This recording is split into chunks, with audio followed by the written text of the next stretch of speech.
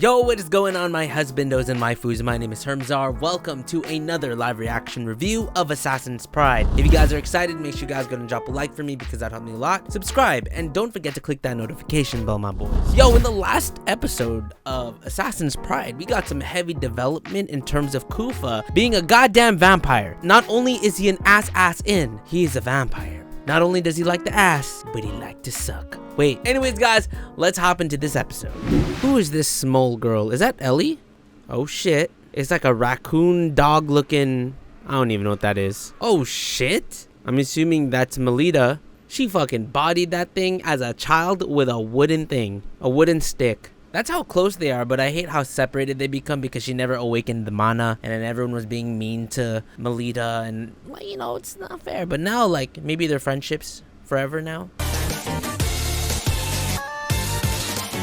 Damn, even upon entering the school, they were still close together. Oh no, they're close together now. I thought this was like right after they got younger. Hey, why is she holding on to him? You cutie though. I mean, Kufa, just accept it. Are you guys gonna just like see who does the better suck? Yeah, the maid seems to only want to keep Ellie, like make Ellie the special one, the one to stand out. Holy shit, is that like crystals all around?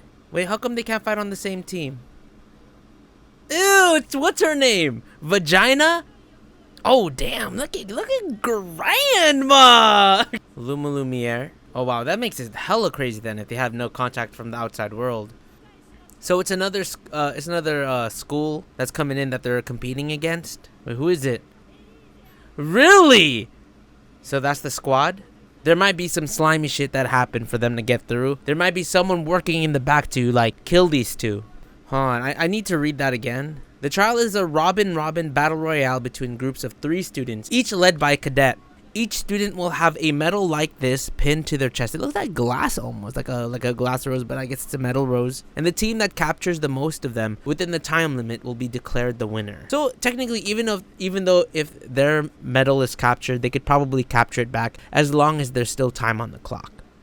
So she has to choose. That's hard. That's really hard on her considering that so many people doubted her. And now she has to choose. She should choose those girls that were in her team. Vagina! Wow. Yeah, the other girl is like a really popular, well-known girl, right?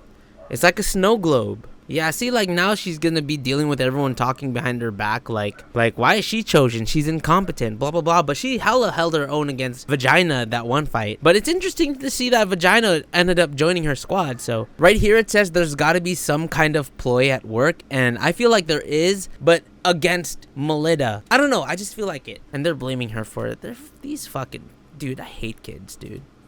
Kufa, what a gentleman. You know what he should do? He should just bite her in the neck, turn her into a vampire. This must be like the Sword Art Online version of Twilight. Yeah, who is this girl? She was the one that walked in late. The incompetent, talented girl. Wow. She's kind of spitting some facts. Seems so mysterious. They always got to do that. There always got to be some gust of wind and then they disappear in front of them. Kufa don't trust her. I don't trust her either. I bet you she has something to do with this bullshit, bro. Maybe there's a reason why she entered late. Wait, what? Wait, what? So we see the maid running. That's Ellie's maid right there. I see you are burning the midnight oil to destroy evidence. Burning the midnight oil. This is a shard from the stained glass. For someone of your high standing, you're quite careless. Is she the one that put their names on there? She made the swap? Oh shit. He fucking tricked her. He baited her to telling the truth. Holy fuck. And that's the score, young ladies. This maid lady, she's kind of a bitch. All she wants to do is kind of just like Ellie kind of shine out there. We saw that in the last episode. She's trying to put her in the forefront when Ellie's just trying to blend in and be friends with everybody. But due to her being the way she is, trying to bring Ellie up is making her separated from everyone else. God, what a bitch. Oh, she big mad. She big mad.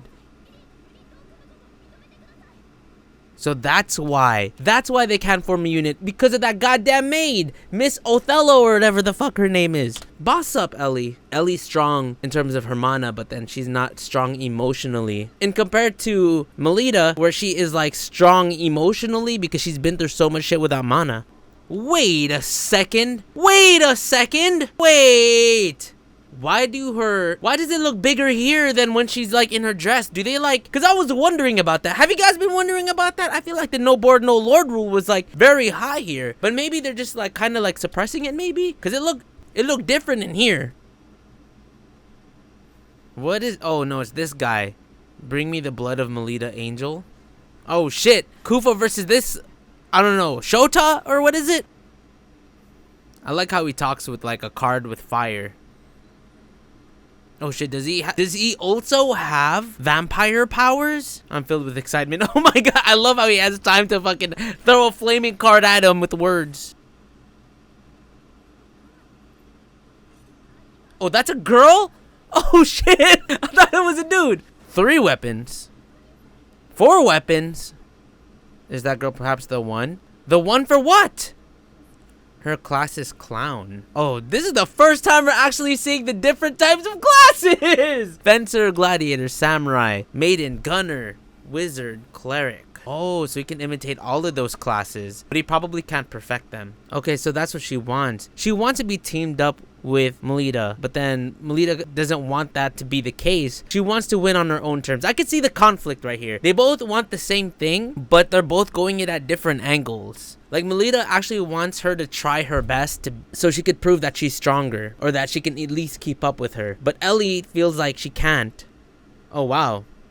That's a different animation. Interesting. So many things to think about here. So interesting things that are happening in this episode. Number 1, Maid Othello, Miss Othello, I think that's her name, Othello. She pretty much switched the glass names. I love that Kufa debated her into carrying a piece of stained glass, into tricking her that was actually her, that she forgot to take it off, but that was actually Kufa just fucking tricking her and shit. But I thought that was very clever of him to do that, to kind of make her tell the truth herself. Like I was saying during the reaction, is that the maid, she just wants her girl to shine brightly in front of everyone else, but the mere fact that she's doing that is making Ellie kind of stand on her own. She doesn't want that. Ellie wants to be in a group. Ellie wants to be with Lita. She wants to be by her side, but unfortunately the maid is not letting her. You would think, because Ellie is technically her master, that Ellie can do whatever the fuck she wants, but I'm assuming that the maid is trying to just control her and be that way, something to brag about. I mean, that's almost like a parent who's just not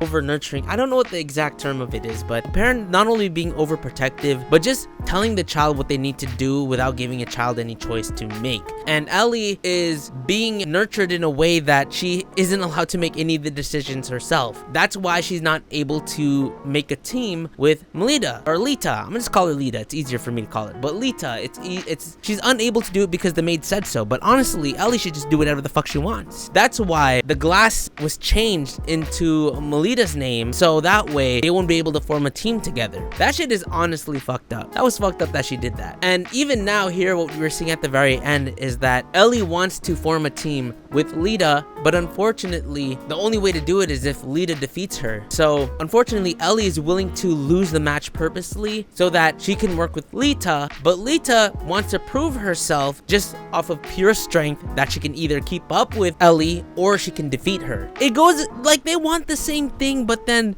they're doing it at different ways. It's kind of like in Ozzer Lane that we were watching today, right? Like they're trying to defeat the main enemy, but one's going about it the wrong way, one's going about it the honest way, and Melita wants to go about it in the honest way, and I respect her for that. Ellie just wants to make sure that she's able to be with Lita, but if she's overpowered, well, it seems like Ellie's overpowered. If Ellie overpowers Lita, then there's no way in hell that's happening. So you can't blame Ellie for throwing that on there. We know sometimes shit like that happens, but at the same time, I would accept it. I'd be like, shit, yeah, let me beat you.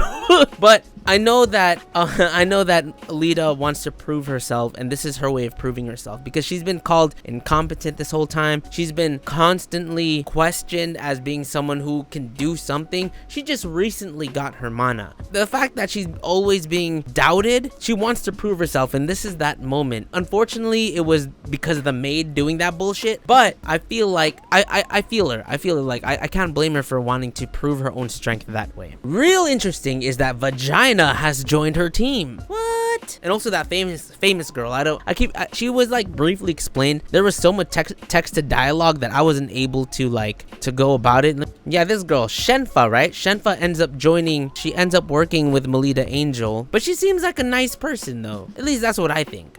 That fight at the end with the clown versus Kufa, very anticlimactic in a way. It's cool that homegirl pulled up to try to help him out, but it just shows that being a clown is very, very powerful. We also get introduced to the different types of mages that you can become, like a cleric, a samurai, and of course there's like gunner and all of that stuff. So that was the first time we're being introduced to all of that, and I'm sure over time, and I'm hoping if this anime does it well, we'll get introduced to each class over time. That fight was very anticlimactic. I wish there was a little bit more, but I think for the most part what we saw was just a warning. He was just warning Kufa, like, this is what's going to happen. I'm just letting you know. Anyways, guys, that is my live reaction review of Assassin's Pride. If you guys enjoyed, make sure you guys go and drop a like for me because that helps me a lot. Subscribe. Don't forget to click that notification bell, my boys, and I'll catch you guys in the next one.